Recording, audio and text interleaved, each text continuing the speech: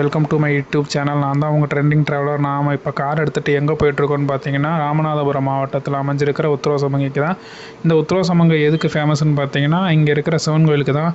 இந்த சிவன் கோயில் வந்து கிட்டத்தட்ட 3000 வருஷத்துக்கு முன்னாடி கட்டப்பட்டதுன்னு சொல்கிறாங்க. இங்கே வந்து ஒரு ஒற்றைக்கல் பச்சை மரகத நடராஜர் சிலை இருக்குது. ஆனால் நீங்கள் நேரில் போய் பார்த்தீங்கன்னா, அந்த நடராஜர் சிலை எப்போதுமே சந்தனத்தால் பூசப்பட்டு தான் காட்சியளிப்பார்.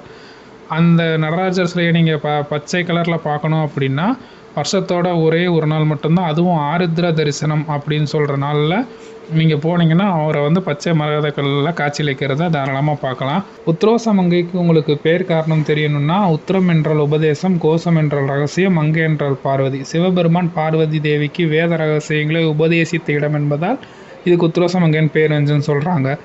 அங்கே போகிறீங்க அப்படின்னா மறக்காமல் அந்த சைடு ஹோட்டல்லாம் ரொம்ப கம்மி, அதனால் ஒன்றும் சாப்பாடு எடுத்துகிட்டு போயிருங்க. இல்லாட்டினா முதுகுளத்தூர் அந்த மாதிரி இடத்துல தான் ஓரளவுக்கு நல்ல சாப்பாடு கிடைக்கும், அங்கே சாப்பிட்டுக்கோங்க. இந்த கோயில் வந்து காலைல 6 மணிலேருந்து மதியம் 12 மணி வரைக்கும், மாலை 4 மணிலேருந்து இரவு 8:30 மணி வரைக்கும் இருக்கும். நம்ம இந்த விசேஷம் நாட்களில் மட்டும் அதிகாலை 4 மணிக்கே திறந்துருவாங்க. அதே மாதிரி சிறப்பு வழிபாடு தினமும் மதியம் வந்து 12:45 1 மணி வரைக்கும் வந்து லிங்க அபிஷேகம் நடத்துகிறாங்க.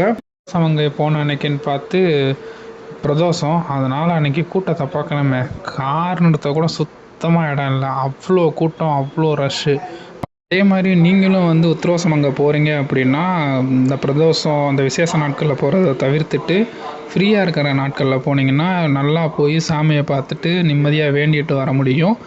அந்த சைடு போகிறீங்க அப்படின்னா அந்த சைடு ரோடு கொஞ்சம் மோசமாக தான் இருக்கும். அதனால் பகலில் ட்ராவல் பண்ணுங்கள், நைட்டில் ட்ராவல் பண்ணுறது வந்து கொஞ்சம் சிரமமாக தான் இருக்கும். நீங்கள் உத்திரவசமங்கை வந்தீங்கன்னா இன்னொரு நல்ல விஷயம் என்னென்னா, இங்கேருந்து ராமேஸ்வரமும் தனுஷ்கோடியும் ரொம்ப பக்கம். நீங்கள் இங்கே சாமி கும்பிட்டுட்டு அங்கேயும் போயிட்டு ஒரு எட்டு பார்த்துட்டு வர்றதுக்கு நல்லாயிருக்கும். ஒரு வழியாக அப்படி இப்படின்னு கஷ்டப்பட்டு காரை ஒரு இறக்கத்தில் கண்டுபிடிச்சி பார்க்கிங்கை போட்டுட்டு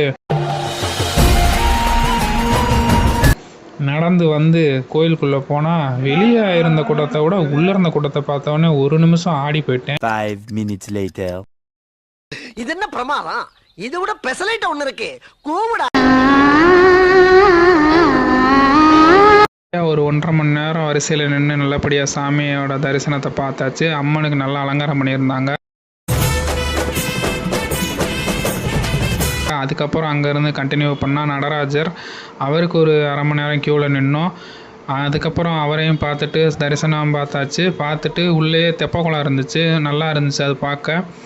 அதையும் பார்த்து முடிச்சுட்டு அங்கேருந்து நேராக வீட்டுக்கு கிளம்பிட்டோம். போகிற வழியில் அப்படியே சாப்பிட்டுட்டு போகிறது தான் ஒரு ஐடியா. நீங்கள் இங்கே வந்தீங்கன்னா மறக்காமல் தனுஷ்கோடி ராமேஸ்வரம் போக பாருங்கள், அங்கே இன்னும் நல்லாயிருக்கும். உங்களுக்கு இந்த கோயிலுக்கு வந்த பிறகு உங்கள் வாழ்க்கையில் என்னெல்லாம் மாற்றம் நடந்துச்சுன்றதையும் மறக்காமல் நீங்கள் கமெண்ட்டில் சொல்லுங்கள்.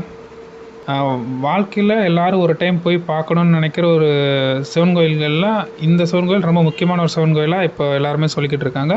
நீங்கள் இந்த சிவன் கோயிலுக்கு போயிருக்கீங்களா இல்லையான்றதை கமெண்ட் செக்ஷனில் சொல்லுங்கள். என்னோடய வீடியோ பிடிச்சிருக்கு அப்படின்னா மறக்காமல் லைக், ஷேர், சப்ஸ்கிரைப் பண்ணுங்கள். பாய் நண்பர்களே.